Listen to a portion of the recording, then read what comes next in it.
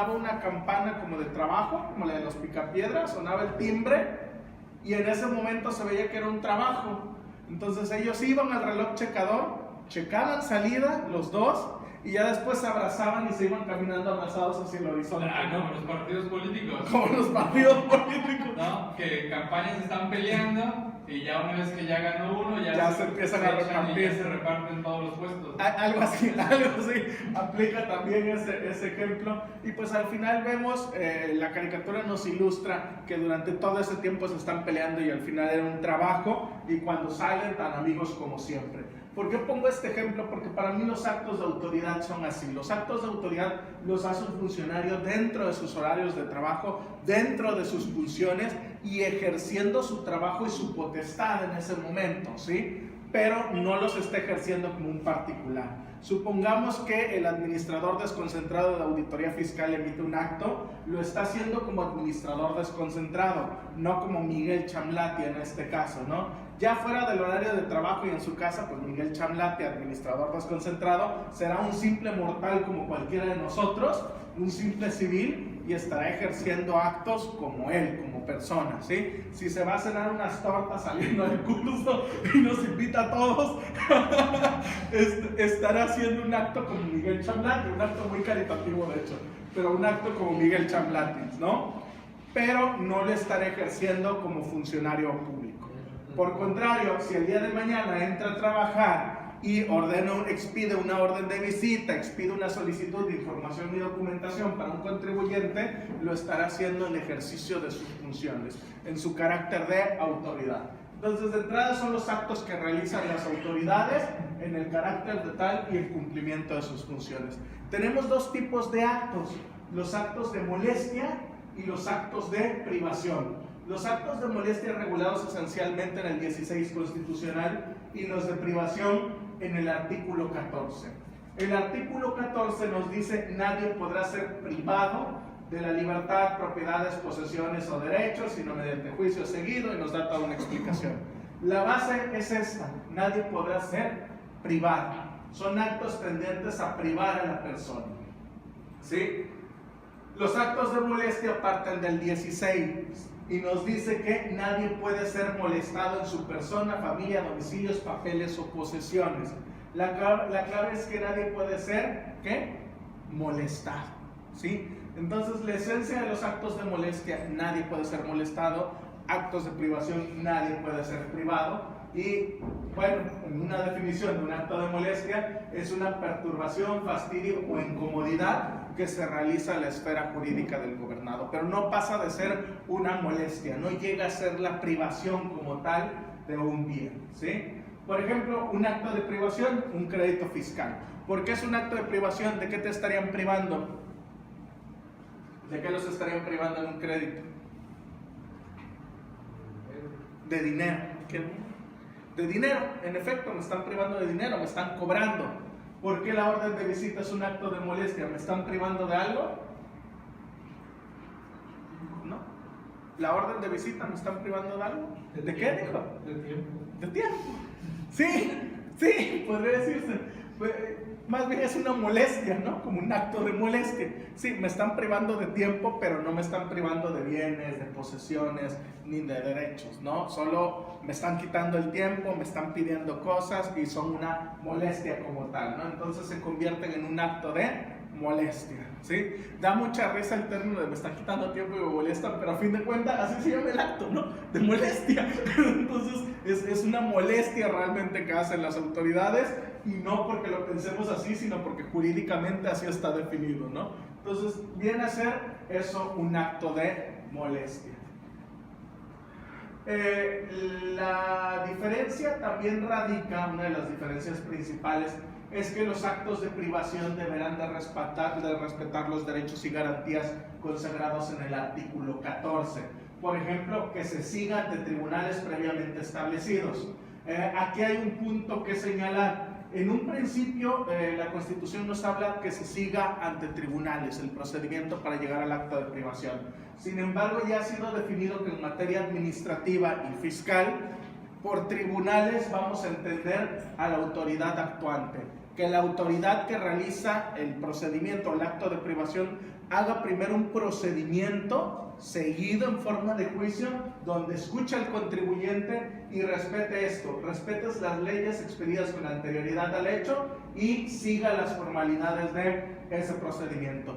De un crédito fiscal, ¿cuál se les ocurre que sea el procedimiento seguido en forma de juicio, por así decirlo? De un crédito fiscal.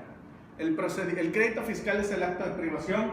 ¿Cuál sería el procedimiento, digámoslo así, seguido en forma de juicio o equiparable al juicio, en el que deben respetarse las leyes y el procedimiento mismo? No, para llegar al crédito, antes del crédito. ¿Sí? Antes del crédito fiscal, ¿qué hay?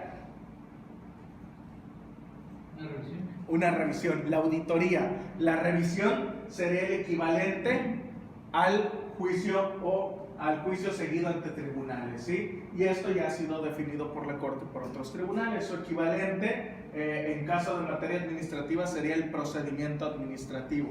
Las auditorías en el caso de los créditos fiscales, ¿sí? Entonces tiene que haber previamente un procedimiento, ¿sí? En cuanto a los actos de molestia, nos hablan de que estos deben llevarse en mandamiento escrito, emitido por autoridad competente, que funde y motive la causa legal del procedimiento, ¿sí? Los actos de molestia, deben de respetar estos derechos y garantías, mientras que los actos de privación deben de respetar lo que dice el 14, pero también deben de respetar lo que dice el artículo 16. Algunos actos de autoridades: visita domiciliaria, revisión de gabinete, visita de comprobantes del Seguro Social, modificación de primas de riesgo, cuotas obrero-patronales, el cobro y la emisión de multas, ¿sí? La diferencia central entre los actos de privación y los de molestia es que cuando armamos una defensa fiscal debemos de tener muy presente, que los actos de molestia deben de cumplir los requisitos del artículo 16 constitucional, mientras los actos de privación deben de cumplir los requisitos del 14 y del 16 constitucional.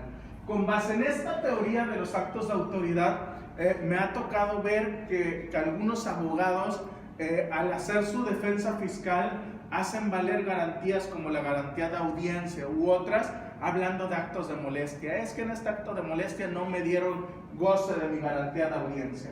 Y si vemos, la garantía de audiencia es una garantía que se desprende del 14 constitucional. No aplica a los actos de molestia, aplicaría a los actos de privación. Otro caso, hace algunos años, ¿alguien se acuerda cuando empezaron a surgir las famosas cartas invitación? Las cartas invitación para regularización. Como recuerdo que en aquella ocasión en Anafinet tuvimos un foro precisamente como este, donde el maestro Miguel Chamlati nos invitó a varias personas a dar nuestra opinión sobre estas cartas de invitación que estaban llegando. Recuerdo que algunos colegas decían o comentaban que estas cartas eran ilegales y que debían impugnarse, y que había que impugnarlas en el tribunal y que había que pelearlas. Cuando me tocó el uso de la voz, yo argumentaba que las cartas de invitación no eran susceptibles de impugnarse. Entre las muchas cosas por las que yo decía que no eran susceptibles de impugnarse, estaba esto, porque no era un acto de privación ni constituían un acto de autoridad. Si se acuerdan cuando iniciaron, ¿cómo llegaban notificadas? ¿Se acuerda alguien? Ajá, pero ¿cómo llegaban? Iba un notificador y te las dejaba abajo de la puerta. ¿Y alguien se acuerda si traían firma? En un principio, si no mal recuerdo, no traían firma y ya luego traían una impresión, venían con impresión. Entonces, desde que no traen firma o que viene con impresión así sencilla, para mí no son acto de autoridad. ¿Por qué? Porque no cumple los requisitos de los actos, no es un acto expedido por un funcionario público. Fue una impresión que alguien hizo y que me la dejó debajo de la puerta, pero no es como tal un acto expedido por un funcionario público. Entonces yo decía, al no ser un acto de autoridad, ni siquiera es algo susceptible de ser impugnado como tal, ¿no? Y el maestro Marco Holguín, cuando tuvo su participación, explicó la misma situación. Él opinaba exactamente igual que yo. Me comentan colegas que sí hubo personas, sí hubo abogados que se hicieron de mucho dinero vendiendo el servicio de defensa fiscal contra estas invitaciones. Y dicen que cobraban una cantidad, 3,000, 4,000, 5,000 pesos, y te hacían la defensa contra la carta de invitación. Le pagabas el servicio, promovían la defensa, y cuando promovían la defensa, el tribunal no le daba entrada a la demanda porque decía lo mismo que ya les expliqué, que no es un acto de autoridad, y al no ser un acto de autoridad no depara perjuicio para el contribuyente. Eso era una invitación. Entonces ya con ese acuerdo llegaba este abogado y les decía a los contribuyentes, mira, aquí dice que no es un acto de autoridad y aquí dice que no te depara perjuicio y por lo tanto no lo debes. Y ya las personas se quedaban bien contentas con su papelito donde les rechazaban la admisión de la demanda, ¿no? Pero ya se quedaban tranquilas con su papelito. Digo, sí, a esos niveles, digamos, no es éticamente correcto, pero en efecto, no se les dio entrada a los tribunales porque ni siquiera concebían los requisitos de los actos de autoridad. Cuando llegan ese tipo de actos de fiscalización de las autoridades, lo primero que yo me detengo a preguntarme es si cumple requisitos para ser considerado acto de autoridad y si es un acto de privación o es un acto de molestia, para saber cómo voy a estructurar mi defensa fiscal. Pasamos a otro tema, facultades de comprobación. ¿Alguna duda respecto a los actos de autoridad? Facultades de comprobación. ¿Cuáles son las facultades de comprobación? Dice Ramón Cabezal 42 de memoria, no me lo sé de memoria, todavía lo tengo que seguir leyendo, y menos si me lo reforman cada 5 minutos, cada cierto tiempo me están reformando el 42. Pero aquí está el artículo 42 que nos habla de las facultades de las autoridades y nos dice que las autoridades